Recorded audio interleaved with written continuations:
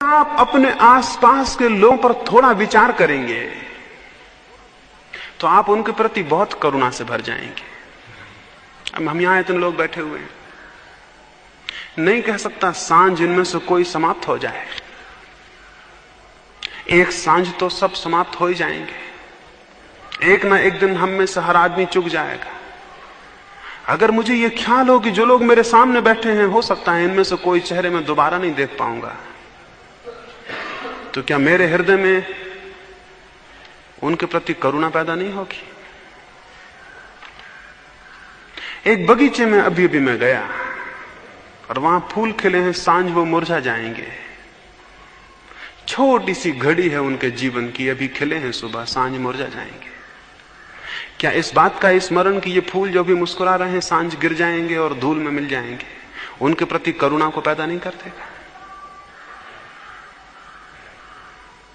क्या ये ख्याल कि रात में जो तारे हैं उनमें से कोई टूट जाता है और बिखर जाता है, क्या तारों के प्रति करुणा को पैदा नहीं करते? अगर बोध हो तो इस चारों तरफ देखने पर हर एक के प्रति करुणा मालूम होगी, बहुत दया मालूम होगी। इतना थोड़ा ये मिलन है, इतना मुश्किल ये जीवन है, इतनी दुर्लभ ये घटना है, और इतनी वासनाएं और इतनी तृष्णाएं और इतनी पीड़ाएं हैं हर एक के भीतर। फिर भी हम किसी तरह जीते हैं और किसी तरह प्रेम करते हैं और किसी तरह दो सुंदर कृतियां बनाते हैं। ये कितनी करुणा नहीं पैदा कर देगा? बुद्ध के ऊपर एक दफा एक आदमी ने आके थूक दिया, इतने गुस्से में आ गया, उनके ऊपर थूक दिया। उन्होंने उसको पहुंच लिया और उस आदमी से कहा कुछ और कहना है। उनके पास जो भिक्षु था आनंद, उसने कहा आप क्या बात कर रहे हैं? उसने कुछ कहा है? हमें आज्ञा दें, हम उसे ठीक करें, तो हद हो गई कि वो आपके ऊपर थूक दे। बुद्ध ने कहा वो कुछ कहना चाहता है, भाषा असमर्थ है। बुद्ध ने कहा वो कुछ कहना चाहता है, भाषा असमर्थ है, वेग तीव्र है, कह नहीं सका, क्रिया से प्रकट किया है। इसको मैं कहता हूं करुणा। बुद्ध उस पर दया खाए कि कितनी भाषा असमर्थ है। वो कुछ कहना चाहता है, कोई बड़ी क्रोध की बात है, उसे प्रकट करना चाहता है, शब्द नहीं मिल रहे, थूक के जाहिर किया है। जब कोई मेरे पास प्रेम से आके मेरे हाथ पे हाथ रख लेता है तो कितनी करुणा मालूम होना चाहिए। वो कुछ कहना चाहता है, भाषा असमर्थ है, हाथ से हाथ रख के कुछ कहने की कोशिश करता है। जब कोई किसी से गले मिलता है, भाषा असमर्थ है, आदमी कितना कमजोर है, कुछ कहना चाहता है, हृदय को हृदय के करीब ले आता है, कोई रास्ता नहीं मिलता। कल मैं यहां से जाता था, कोई लोग मेरे पैर पड़ने लगे और मुझे बड़ी करुणा आई। आदमी कितना असमर्थ है, कुछ कहना चाहता है और नहीं कह पाता और पैर पकड़ लेता है। मेरे पीछे मेरे एक प्रिय मित्र थे, वो विचारशील हैं, उन्होंने कहा ना ये मत करो। उन्होंने भी ठीक कहा। कितना बुरा हुआ है जगत में, पैर पड़ने वाले तो ठीक थे, पैर पड़ाने वाले पैदा हो गए हैं। तो उन्होंने ठीक ही कहा कि ना ये मत करो। मुझे उनकी बात ठीक लगी, लेकिन ठीक नहीं भी लगी। ठीक उन्होंने कहा ये गलत है कि दुनिया में कोई किसी से पैर पड़वाए, लेकिन वो दुनिया भी गलत होगी जिसमें ऐसे लोग ना रह जाएं जिनके पैर पड़ने का मन हो, और वो दुनिया भी गलत होगी जहां ऐसे हृदय ना रह जाएं जो किसी के पैर में झुक जाएं, और वो दुनिया गलत होगी जबकि हम ऐसे भाव ना उठें जो बिना पैर पकड़े जाहिर नहीं हो सकते हैं। मेरी आप बात समझते हैं? वो दुनिया गलत होगी जब हम ऐसे भाव ना उठें जो कि बिना पैर पकड़े जाहिर नहीं हो सकते हैं। आदमी बहुत सूखा और बेमानी हो जाएगा। और फिर मैं ये भी आपको स्मरण दिलाऊं, मैं हैरान हुआ हूं, जब मैंने किसी को अपने पैर में झुकते देखा है तो मैंने पाया वो मेरे पैर नहीं पकड़े हुए है। उसे मेरे पैर में कुछ दिख रहा है, वो शायद परमात्मा के पैर पकड़े हुए है। और जब भी कोई किसी के पैर में झुका है, आज तक झुकाया ना गया हो, जब भी कोई किसी के पैर में झुका है वो सिर्फ परमात्मा के पैर में झुका है, वो किसी के पैरों में नहीं झुका। आखिर किसी के पैरों में क्या है जिसमें झुकने जैसा हो? लेकिन कोई भाव है भीतर जिसके लिए रास्ता नहीं मिलता। कल मुझे प्रेम करने वाला कोई मेरे पास था कमरे में, और सांझ जब नहाने जाने लगा और मैंने बल्ब जलाया तो उसने कहा कि प्रकाश हो गया, मुझे अपने पैर पकड़ लेने थे। मैं बहुत हैरान हुआ और उन्होंने मेरे पैर पकड़ लिए और मैंने उनकी आंखों में जो आंसू देखे, उन आंसू से सुंदर जमीन तो कुछ भी नहीं है। इस जमीन पर उन आंसुओं से सुंदर न कोई कविता है, न कोई गीत है। जो किसी प्रेम की घड़ी में उत्पन्न होते हैं। और अगर इनके प्रति बोध हो और अगर इनका स्मरण हो, अगर ये दिखाई पड़ते हो, तो आपको कितनी करुणा नहीं मालूम होगी। लेकिन आप क्या देख रहे हैं? आप लोगों में वो देख रहे हैं जिनसे करुणा तो नहीं पैदा होती, निंदा पैदा होती है। आप लोगों में वो देख रहे हैं जिनसे करुणा तो पैदा नहीं होती, क्रूरता पैदा होती है। आप लोगों में वो देख रहे हैं जो उनका असली हिस्सा नहीं है, जो उनका हृदय नहीं है, जो उनकी मजबूरियां हैं। एक आदमी मुझे गाली देता है, ये कोई हृदय है उसका? ये उसकी मजबूरी होगी।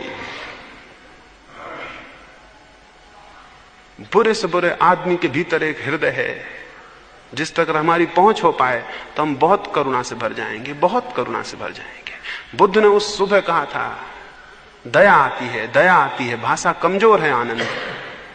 आदमी का हृदय बहुत कुछ कहना चाहता है, नहीं कह पाता है। उससे कहा कुछ और कहना है, वो आदमी और क्या कहता, अब तो कहना मुश्किल हो गया। वो लौट गया। रात वो बहुत पछताया। वो दूसरे दिन क्षमा मांगने आया, वो पैरों में गिर गया और रोने लगा। बुद्ध ने कहा, देखते हो आनंद, भाषा कमजोर है। अब भी वो कुछ कहना चाहता और नहीं कह पा रहा। कल भी उसने कुछ कहना चाहा था और नहीं कह पाया था, तब भी उसने कोई कृत्य किया था, अब भी कोई कृत्य कर रहा है। भाषा बहुत कमजोर है आनंद।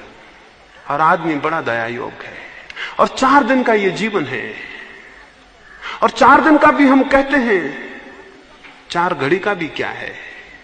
और इस 4 घड़ी के मिलन में अगर हम करुणा से न भर जाएं एक दूसरे के प्रति, तो हम आदमी ही ना थे। हमने जीवन को जाना भी नहीं, हम पहचाने नहीं। तो अपने चारों तरफ करुणा को फेंकें, अपने चारों तरफ परिचित हों। कितने दुखी हैं लोग, उनके दुख में और दुख को मत बढ़ाएं। आपकी करुणा उनके दुख को कम करेगी। एक करुणा से भरा हुआ शब्द उनके दुख को कम करेगा। उनके दुख को और मत बढ़ाएं। हम सब एक दूसरे के दुख को बढ़ा रहे हैं। हम सब एक दूसरे को दुख देने में सहयोगी हैं। एक एक आदमी के पीछे अनेक अनेक लोग पड़े हुए हैं दुख देने को। तो अगर करुणा का बोध होगा तो आप किसी को दुख पहुंचाने के सारे रास्ते अलग कर लेंगे।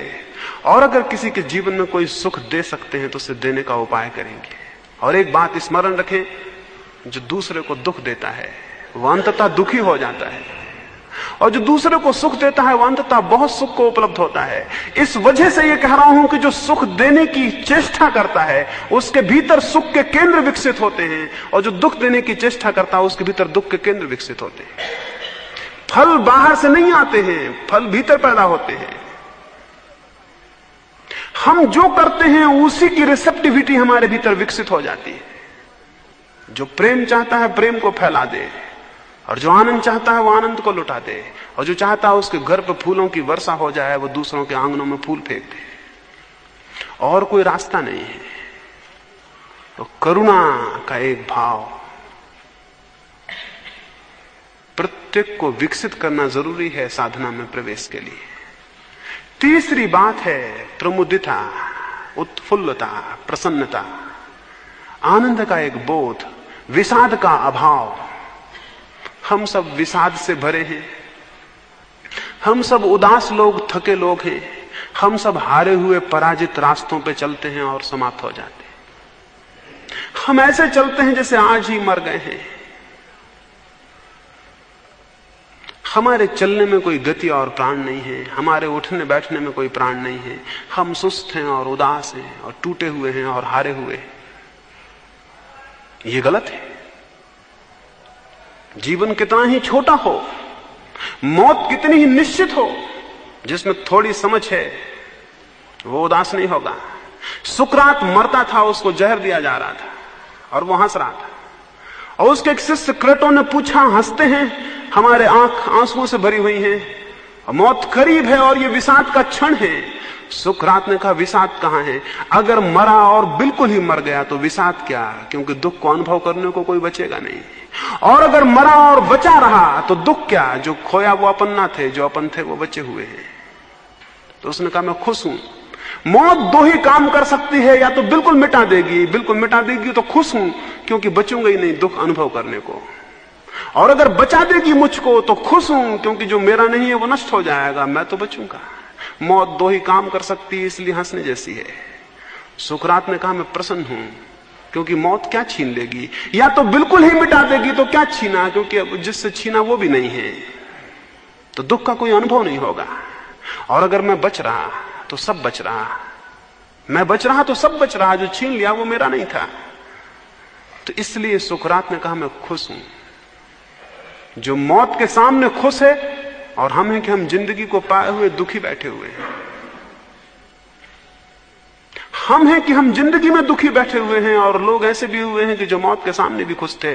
मंसूर को वो सूली दे रहे थे, उसके पैर काट दिए, उसके हाथ काट दिए, उसकी आंखें फोड़ दी। दुनिया में उससे कठोर यातना कभी किसी को नहीं दी गई। क्राइस्ट को जल्दी मार डाला गया, गांधी को जल्दी गोली मार दी गई, सुकरात को जहर दे दिया गया। मंसूर मनुष्य के इतिहास में सबसे ज्यादा पीड़ा से मारा गया, पहले उसके पैर काट दिए। जब उसके पैरों से खून बहने लगा तो उसने खून को लेकर अपने हाथों पर लगाया। भीड़ इकट्ठी थी, लोग पत्थर फेंक रहे थे। उन्होंने पूछा ये क्या कर रहे हो? उसने कहा वजू करता हूं। मुसलमान नमाज के पहले हाथ धोते। उसने अपने खून से अपने हाथ धोए, उसने कहा वजू करता हूं। उसने कहा याद रहे मंसूर का यह वचन कि जो प्रेम की वजू है असली, वो खून से की जाती है, पानी से नहीं की जाती। और जो अपने खून से वजू करता है वही नमाज में प्रवेश करता है। लोग बहुत हैरान हुए कि पागल है। उसके पैर काट दिए गए, फिर उसके हाथ काट दिए गए, फिर इसको उन्होंने